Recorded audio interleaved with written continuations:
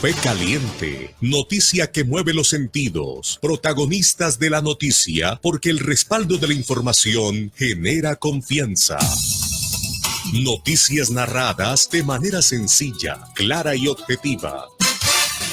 Análisis. Los temas de actualidad tratados con profundidad para que usted forme su propia opinión. Análisis.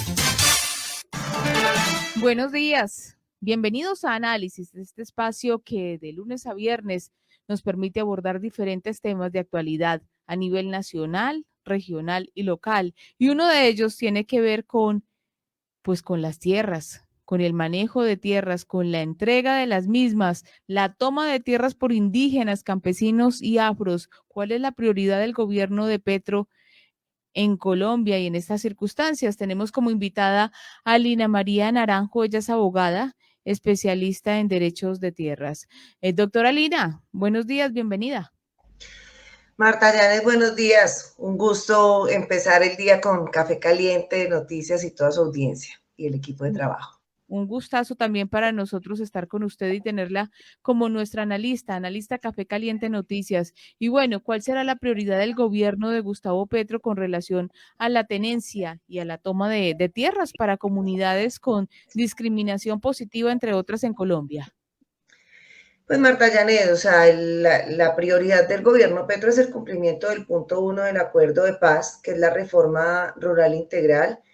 Eso implica, entre otras cosas, pues dotar de 3 millones de hectáreas a campesinos, a comunidades indígenas y étnicas y en general pues a la población, digamos, rural de Colombia. Eso pues teniendo en cuenta que en Colombia el 60% de la tierra se encuentra en un 1% de personas, de colombianos son los dueños del 60% de la tierra, en un país que, digamos, por su vocación agrícola, está llamado a tener seguridad y soberanía alimentaria y claramente hoy no la tiene, y eso es una de las, digamos, de las razones, entre muchas otras, porque no es la única, digamos, de la inflación y de la situación que estamos viviendo con los alimentos. Es decir, si Colombia realmente tuviera los usos de la tierra, si Colombia estuviera utilizando las tierras como debería, una situación global como la guerra entre Rusia y Ucrania en este momento sí nos impactaría, pero nos impactaría muchísimo menos. Es decir, hay una serie de situaciones. No olvidemos que definitivamente el conflicto por la tierra en Colombia es la primera causa, no la única, pero sí es la primera causa del conflicto armado, pues que nos ha desangrado durante más de 50 años. Entonces, pues esa es la prioridad del gobierno, cumplir con ese punto 1 de la agenda. ¿Y cómo debería hacerlo, doctora Lina? ¿Cuál es la sugerencia que, pues, desde su conocimiento sobre el tema podría realizarse al gobierno nacional? No, Marta Llanes, yo creo que lo que está haciendo, es decir, el punto 1, cuando se firmó, si ustedes recuerdan, si nuestra audiencia lo recuerda, el punto 1 del acuerdo de paz fue el que más tiempo llevó, ¿ya? Efectivamente, digamos que en su momento el gobierno Santos y las extintas FARC, pues tuvieron el acompañamiento de muchísimos técnicos y de personas que conocen el sector, y por eso digamos que el acuerdo habla de la necesidad de dotar esos 3 millones de hectáreas, pero adicionalmente, digamos, no se trata solamente de dotar de tierras a estas comunidades y a nuestros campesinos, se trata también de realmente llegar a ellos con toda la asistencia técnica que se requiere, con la adecuación de los suelos, con los distritos de riegos, con la construcción de las vías, con el apoyo financiero, porque pues digamos que en Colombia no es la primera vez que se habla de reforma agraria. O sea, nosotros venimos hablando de reforma agraria prácticamente desde la ley 200 de 1936, y efectivamente con la ley 135 del 61, la ley del presidente Lleras,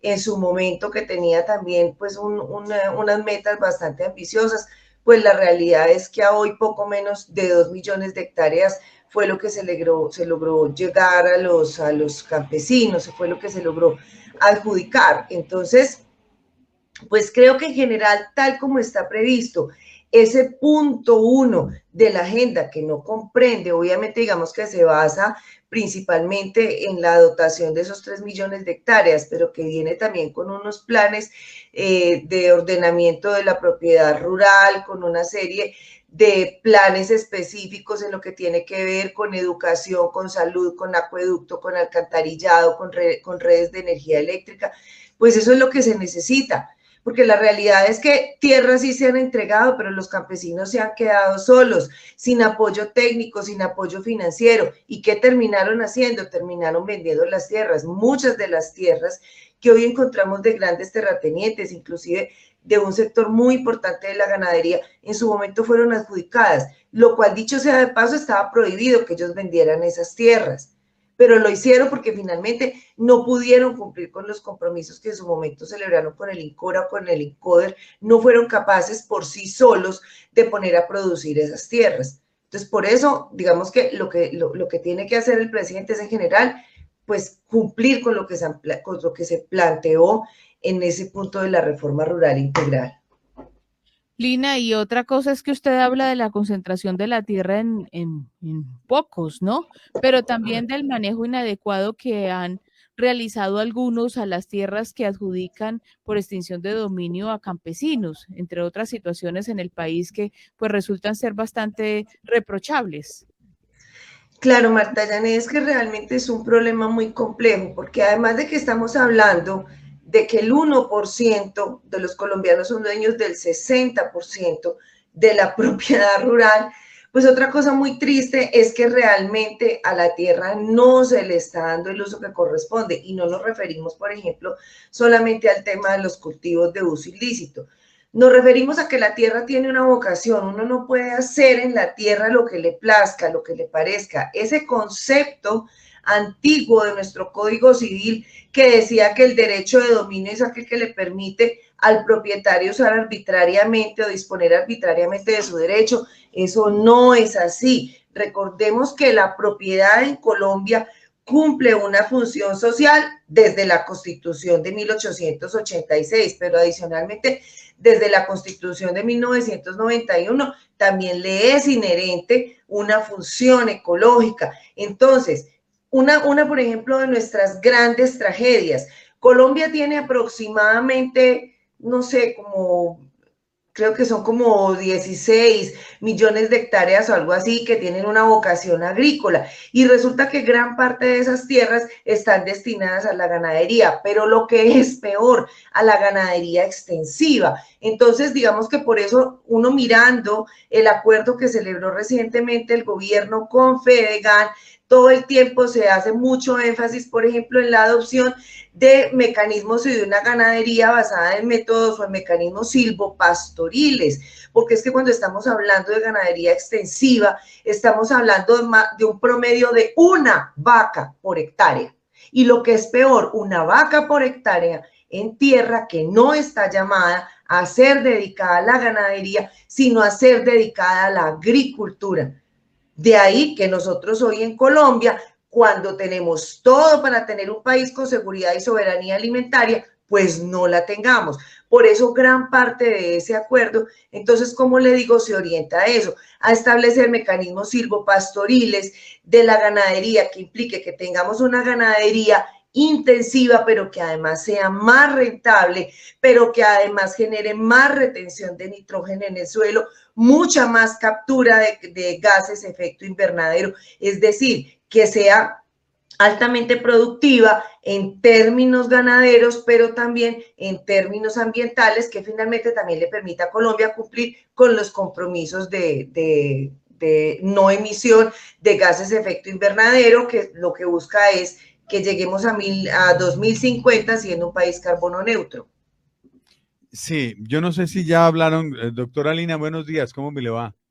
Leonel, encantada de estar aquí, muchísimas gracias, buenos días. Igualmente, para nosotros. No, yo no sé si ya hablaron con Marta sobre el tema que se está dando de la toma por la fuerza de poblaciones indígenas, campesinas y afro de terrenos. La ANUC hablaba, por ejemplo, que hay unas fincas que son de manejo de la ANUC, pero como algunas poblaciones indígenas se las están tomando por la fuerza.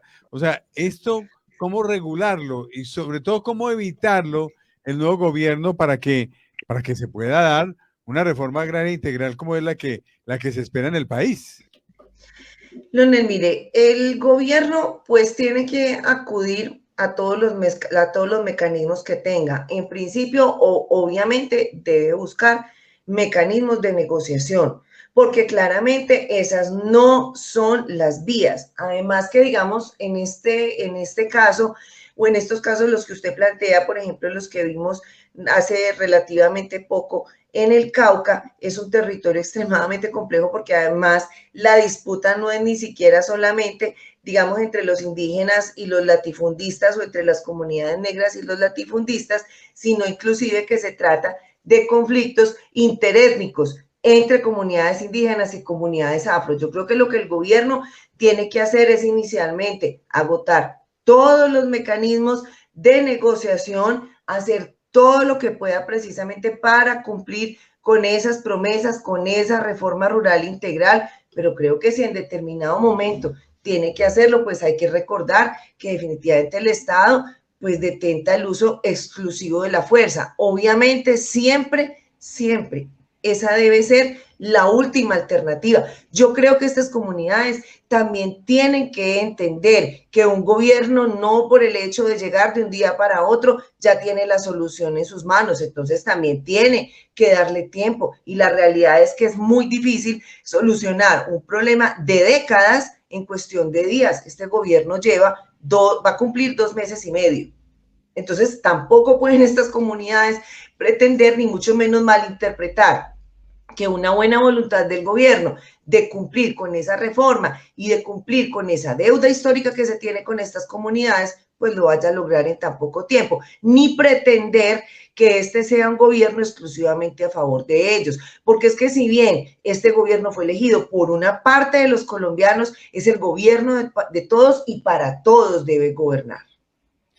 Doctora Lina, es que interesante lo que usted acaba de decir, porque hay quienes ya están hablando de desencanto, y desencanto porque pensaban que esto lo iban a cambiar de un brochazo y ya todo es absolutamente diferente a como se planteaba por el anterior gobierno, pero eso no lo pueden plantear de esa manera, hay que someterlo al estudio del Congreso y entonces pues eso no es tan fácil y tan sencillo, ¿no? Leonel, es que si pensaron que eso era como soplar y hacer botellas, pues lamento decir lo que pensaron mal. Y si esas fueron las promesas, mire, los colombianos también tenemos que dejar de ser tan inocentes. O sea, pues está bien que seamos una república joven, pero no podemos seguir siendo tan inocentes y pensar que todas las promesas de campaña de este o de cualquier candidato primero van a ser cumplidas en su totalidad, porque es que entre otras cosas hay mucha información que los candidatos no siempre tienen. Es decir, los candidatos, si son juiciosos, acceden a cierta información con respecto a cómo está el estado del arte en el respectivo gobierno al que pretenden llegar, sea municipal, departamental o nacional, pero nunca tienen acceso a toda la información. Inclusive hay información que es reservada, hay cosas que solamente llegan a conocer cuando conocen. Entonces, una cosa es usted hacer promesas de campaña con base en la información que tiene y otra cosa es llegar a ejecutar con base en lo que encuentra, ¿sí? Entonces, no podemos ser tan ilusos. O sea, a mí me impresiona, y Leonel, lo dije muchas veces en este espacio de Café Caliente, el gobierno del presidente Petro va a tener no uno, sino 2 oposiciones, la oposición natural y la oposición de muchas partes de su propio sector que tal vez tenían ciertas expectativas y no vayamos más lejos, con el acuerdo celebrado con Fedegan anunciado el pasado 6 de octubre. Es de sus mismos orígenes de donde han venido gran parte de las críticas. Primero, sin sentarse a leer en qué consiste el acuerdo, porque cuando uno se sienta a leer juicioso en qué consiste ese acuerdo, entiende muchas cosas. Es decir, y le voy a poner un ejemplo concreto, muchos salieron a decir, no, es que ahora entonces, ¿cómo es que van a celebrar un acuerdo con los que despojaron? Entonces van a terminar comprando tierras despojadas. No, el acuerdo dice clarísimamente que lo que se van a comprar son tierras que estén absolutamente sanas, que no tengan ningún tipo ni de proceso agrario, ni de reclamación por restitución de tierras y que tengan una propiedad consolidada. Es decir, que para eso las agencias del gobierno van a descartar que se trate de baldíos, que no esté siendo reclamado por restitución de tierras, ni que esté siendo objeto de un proceso agrario. ¿Sí? Pero es que también, o sea, yo creo que para criticar y para juzgar también hay que hacer un ejercicio serio de análisis, de lectura, de documentación. Entonces, Leonel, o sea, a estas comunidades pues también tienen que entender que sea una decepción, pues uno, o sea, yo pienso que esa decepción, en ese caso en particular, sea en la medida en que de pronto tuvieran unas expectativas que no corresponden a la realidad. ¿A usted le gusta esa iniciativa del presidente Petro, comprar esas tierras de Fedegan? Sí, sí, Leonel, y le voy a decir por qué. Obviamente no desconozco, o sea, a la audiencia, para quienes no, de pronto no me conocen, pues mi formación de base es Derechos Humanos, Derecho Internacional Humanitario. Yo he trabajado con víctimas del conflicto, yo trabajé muchísimo en restitución de tierras y sé el peso que gran parte, ojo, gran parte de muchos ganaderos han tenido que ver en el despojo. Primero, en esto como en todo, no se puede generalizar. Segundo, no se puede desconocer, es que los ganaderos tienen 37 millones de hectáreas en este país dedicadas a esa ganadería. Entonces, ¿de dónde vamos a sacarla? ¿O qué pretenden? Que entonces simplemente llegue y se les quite la tierra y no se analice. ¿Y entonces qué? ¿Aceleramos el conflicto? Mire, yo le voy a decir una cosa, y en ese sentido, aquí tampoco se trata, porque entonces muchos salieron a decir, no, ya será que le vamos a creer a José Félix Laforí que se volvió mamerto. No, José Félix Laforí no se volvió mamerto, pero José Félix Laforí tampoco es pendejo. Y lo dijo muy claramente, y a quienes no la hayan escuchado, les recomiendo que escuchen los Danieles del fin de semana pasado, donde los invitados fueron la ministra de Agricultura Cecilia López y José Félix Laforí. Él lo dijo clarísimo, que le dijeron, venga, pero usted ¿cómo logró convencer a los ganaderos? Y él les dijo, mire, qué pena, yo me senté y les dije, de todas las reformas que el presidente Petro quiere hacer, la tributaria, la de pensiones, la de la salud, cualquiera de las otras reformas, tienen que pasar por el Congreso de la República. Algunas requerirán reformas constitucionales y otras requerirán proyectos de ley, menos la reforma agraria. ¿Por qué? Porque es que los instrumentos ya están creados. Los instrumentos ya están creados y no ni siquiera desde el acuerdo de paz. Porque yo fui una, y yo creo que yo lo llegué a decir en su momento, también en estos micrófonos cuando era otra emisora. La reforma rural integral no traía una cantidad de novedades, traía la materialización de lo que ya constaba en nuestra legislación y en nuestra constitución política del 91. Los instrumentos han estado ahí. Si el presidente quisiera, los aplica, pero los aplica a las malas. ¿Y cuál es el bien superior aquí? ¿Cuál es el bien superior aquí, Leonel? Es la paz. Y si el gobierno, ¿por qué usted cree que los gobiernos anteriores no han utilizado los instrumentos? Es que la extinción de dominio por la no utilización, digamos, para utilizar aquí un lenguaje que todos nuestros oyentes puedan entender, es decir, para tener las tierras incultas, para no aprovecharlas o aprovecharlas mal. Esa extinción de dominio en nuestra legislación existe desde la Ley 200 de 1936, del gobierno del presidente López Pumarejo. Figura que volvió a ser ratificada en la Ley 135 de 1961 del presidente Lleras y que consta en la ley vigente, que es la Ley 160 de 1994, firmada en el gobierno del presidente Gaviria, la cual trae las dos figuras, trae la extinción de dominio y trae la figura de la expropiación. Las figuras han estado ahí. ¿Por qué no las han utilizado los gobiernos anteriores? Si sin utilizarlas hemos tenido el conflicto que hemos tenido por la tierra en Colombia, imagínense ahorita donde el presidente Petro simplemente acuda a esos instrumentos para cumplirla, pues se pierde el fin último de este país, que es la paz. Entonces yo sí estoy de acuerdo. Además que mirando el contenido del acuerdo, me parece un acuerdo realmente razonable, porque es que finalmente lo que va a hacer Fedegan de acuerdos, hay que reconocer que Fedegan no es el único gremio, pero es el gremio más grande y más importante de los ganaderos en este país.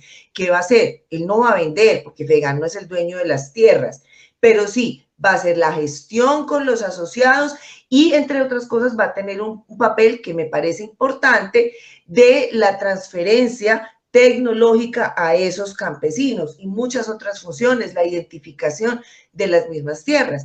Pero es un acuerdo que en general vincula a las diferentes entidades, por ejemplo, adscritas al Ministerio de Agricultura, como la UPRA, que es la Unidad de Planeación Rural y Agraria, como la Unidad de Restitución de Tierras, como la Agencia Nacional de Tierras, como el Instituto Geográfico Agustín Codazzi, que va a ser el que va a fijar el precio de la tierra. Aquí no va a ser simplemente que el ganadero le pone el precio que le da la gana. Ahora, que hay cosas que deberían tenerse en cuenta, y en ese sentido me parece interesante, por ejemplo, la propuesta que hace Alejandro Reyes. Él dice, no se debería firmar el acuerdo, se debería acudir a la figura de la extinción de dominio, que sería legal, sí, que sería conveniente, yo por lo menos creo que no, pero él sí dice, pero entonces venga, para fijar el precio de la tierra, por ejemplo, tengas en cuenta la información ante la DIAN, porque no puede ser que usted tiene una tierra impresionantemente grande, sin utilizar, sin explotar, pero venga a decir que eso le vale tanta millonada, no. O sea, que se tengan en cuenta ciertos instrumentos para la fijación de los precios, pero en términos generales, yo sí celebro ese acuerdo. Claro, y que sea tierra, pues, cultivable, ¿no? Productiva. O sea, productiva, porque es que, pues, para que de pronto sean unos terraplenes donde no se pueda cultivar, pues eso ya también tendrá que mirarse con objetividad, ¿no? Claro, Leonel, hay dos cosas que anotar ahí. Primero, eso está así planteado desde el punto 1 del acuerdo, que es el de la reforma rural integral y que es para lo cual se celebra este acuerdo. Pero segundo, eso está claramente descrito en ese acuerdo firmado entre el gobierno y Fedegan. Como le decía, la tierra tiene una vocación. Hay tierra de vocación agrícola, hay tierra de vocación ganadera, hay tierra de vocación forestal. Entonces, lo primero es identificar esos usos de la tierra, ¿sí? Y ahí entran la UPRA, la Unidad de Planeación Rural y Agraria, y el IGAC, para identificar esos usos de la tierra. Tiene que haber una transferencia de tecnología a los campesinos, tiene que haber unos apoyos financieros, tiene que haber una serie de actividades en infraestructura, construcción de carreteras, adecuación de sistemas de riego, es decir, pero lo primero, y ahí es donde entra principalmente la UPRA, es definir esa vocación de la tierra. Lo que pasa es que es muy triste que gran parte de la tierra de vocación agrícola en Colombia en este momento esté en manos de los ganaderos con un promedio de una vaca por hectárea. Es una tragedia, Leonel. Es un desperdicio. Total, totalmente. En un país que en este momento, teniendo todas las condiciones, no puede decir que tenga seguridad ni mucho menos soberanía alimentaria, que es bien importante recordarle a nuestra audiencia que estos dos conceptos son parecidos pero distintos. Para ponerlo en términos muy simples, la seguridad es alimentaria, es la posibilidad de poder acceder a los alimentos, que dicho sea de paso, en este momento tenemos más o menos 17 millones de colombianos que ni siquiera pueden hablar de que tengan seguridad alimentaria. Y la soberanía alimentaria es que el país tenga la capacidad de producir sus propios alimentos. Y estamos hablando de un país que, teniendo la vocación agrícola para ser soberano en términos alimentarios, está importando productos como arroz, como maíz, como soya, como café. Eso es una tragedia. ¿Pero por qué? Porque gran parte de esos territorios están destinados a la ganadería. Lo mismo que está pasando con nuestra selva. Todas las millones, los cientos de miles de hectáreas que se han venido deforestando, ¿son para qué? Para meter una vaca y decir que se está haciendo uso y que entonces está llamado esa persona a la adjudicación de ese territorio. Entonces, definitivamente, ese es un eje fundamental de esa reforma, lograr tener nuestra tierra de acuerdo a la vocación que le corresponde. Cómo no, doctora Lina, pues mil gracias, muy amable por haber estado con nosotros esta mañana. Que tenga un feliz día. Gracias, Leonel. Fue un gusto estar aquí como siempre. A ustedes, feliz día. Chao, muy amable. Lina María Naranjo, ella es abogada, especialista en derechos humanos, derecho internacional humanitario y derecho de tierras. Estuvo aquí con nosotros en Café Caliente Noticias. Leonel,